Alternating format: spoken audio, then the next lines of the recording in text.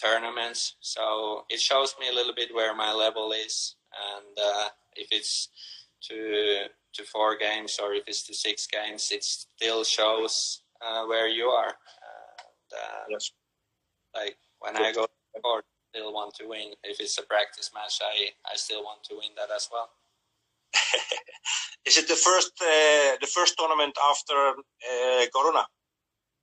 No, I will have some national tournaments. I will have before that, and okay.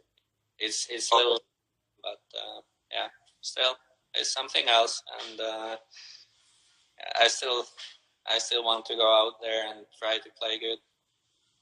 Of course. I want to ask you something. You passed for that moment.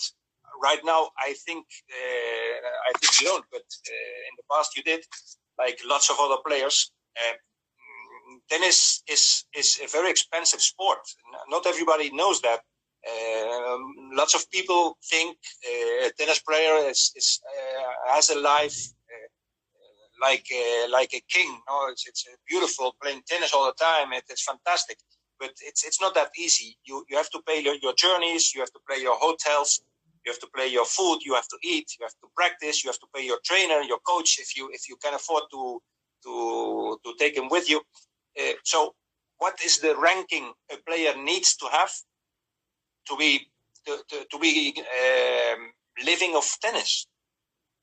I mean, for sure, if you're top 100, those Grand Slams, they will help you, and your ranking will help you with sponsors and team matches, and then you will get into ATP tournaments where it's also bigger prize money than you have on challengers. So if you are top 100, I think it's already, you're going to be on a positive end of the year. But then let's say you're 150, I think still if you look a little bit on your expenses and you play some team matches or if you have a good run on a Grand Slam, I think Grand Slams, they help a lot with prize money to pay your expenses. Yeah.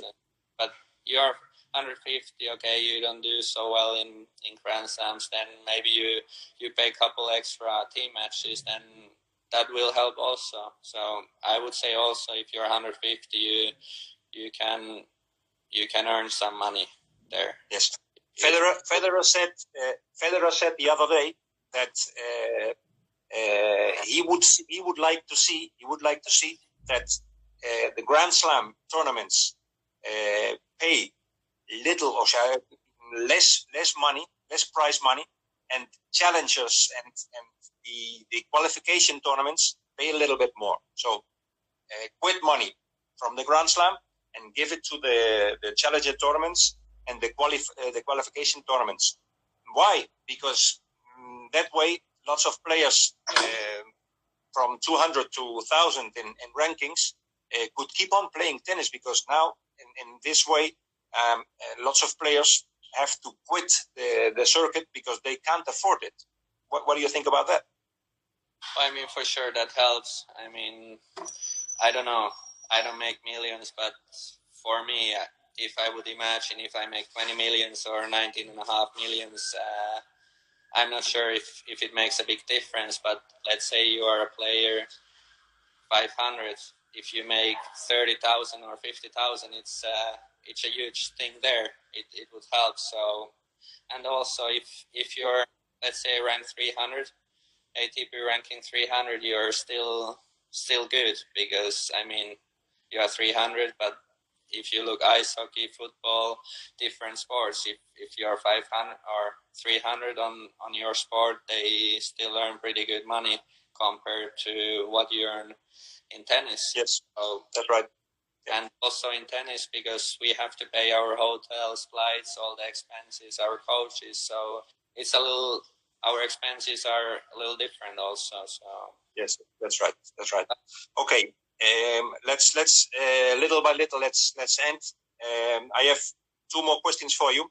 The first one, the 4 pillars of tennis: technique, tactics, the physical thing, and mentality. Which one of the 4 do you think is the most determinant, the most important? I think everyone says mentality, but I trust also if I feel physically good, then I feel also mentally much better. And that's just my personal opinion.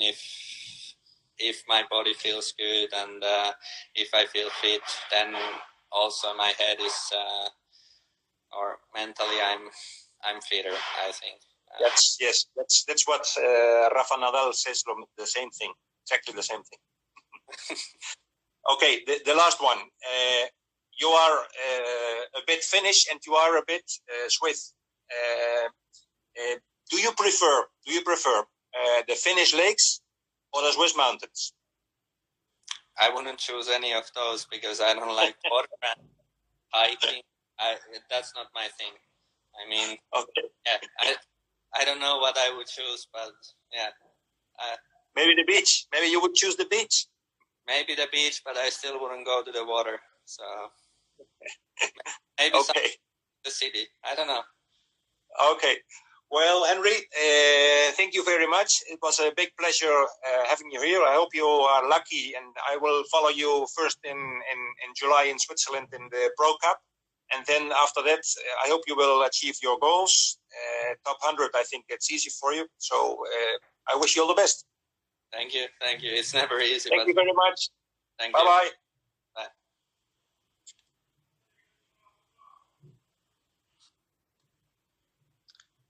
That was Henri Laaksonen, Finnish Swiss tennis player. Very quiet, easy person. He's a good player. So it was a pleasure. If you want to subscribe on yotenista.com, please do it.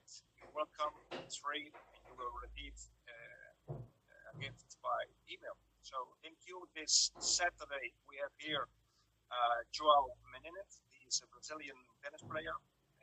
So I'm looking forward to that. Thank you. Bye.